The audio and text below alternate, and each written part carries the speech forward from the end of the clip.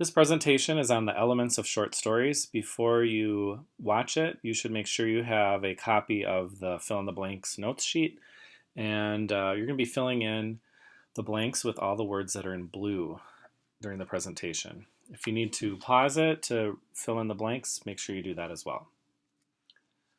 First, we'll start with conflict. Conflict is the dramatic struggle between two forces in a story. Without conflict, there is no plot, which means there's no story. Next, there's different types of conflict. First, external conflict. And I'm going to have my daughters help give some examples because they're 16 and they have better examples than I do. But first, we'll start with character versus character. And Ellie's going to give you an example of that. An example of character versus character is in the movie Mean Girls, where Katie Heron and Regina George get into many conflicts. Next, character versus nature. Cassie will give you an example of that. An example of character versus nature is Fortnite, where you have to get to the circle before the storm kills you. Then character versus society, and Ellie will give you an example for that one.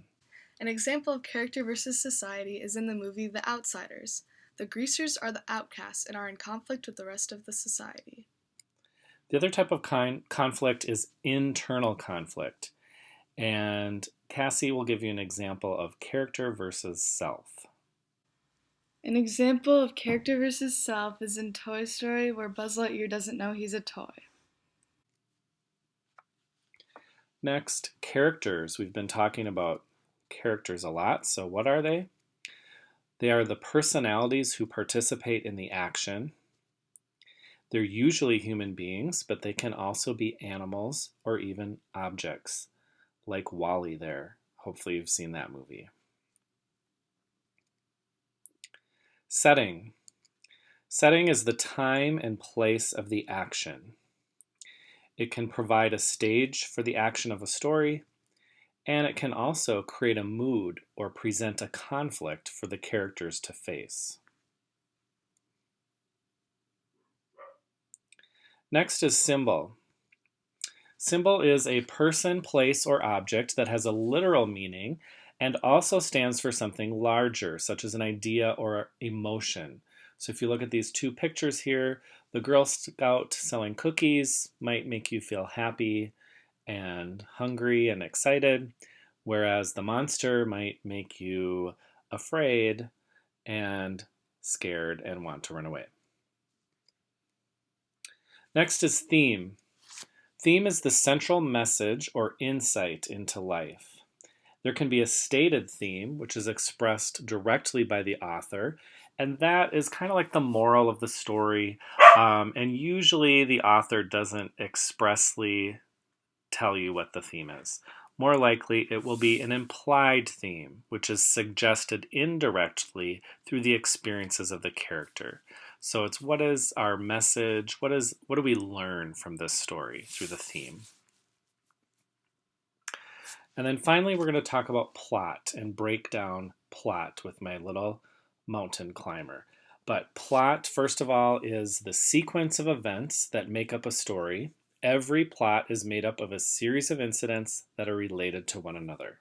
So you've probably seen this kind of plot diagram before, and that's great if it's review. So we're going to start first with what's called the exposition. And there's our mountain climber. Exposition, this usually occurs at the beginning of a short story. Here the characters are introduced. We also learn about the setting of the story, and most importantly, we're introduced to the main conflict, which is really the main problem. Second part of plot is called the rising action. The rising action is the part of the story that begins to develop the conflicts. A building of interest or suspense occurs. You don't know what's going to happen next. This is really the best part of the story, the rising action, especially when it starts getting closer and closer to the next part of the plot, which is part 3, and it's called the climax. The climax is the turning point of the story. Usually, the main character comes face to face with the conflict, and the main character will change in some way. After climax, part 4 is called the falling action. We're going down the peak. The story begins to wind down. We see the results of the actions or decisions the character made. And then finally is the resolution. And the resolution is when the conflicts are resolved, all loose ends are tied up, and the story comes to an end. Now, typically, the plot diagram looks just as it does in this picture, where the climax is closer to the end of the story. Sometimes the falling action and resolution can be very short, especially in a short story. Sometimes those are only 2 to 3 sentences long because the climax is really happening right at the end of the story. And that's it for the elements of short stories. Make sure you keep these notes so that you can use them as you're reading through the stories, and you will also need them for the quizzes and tests later.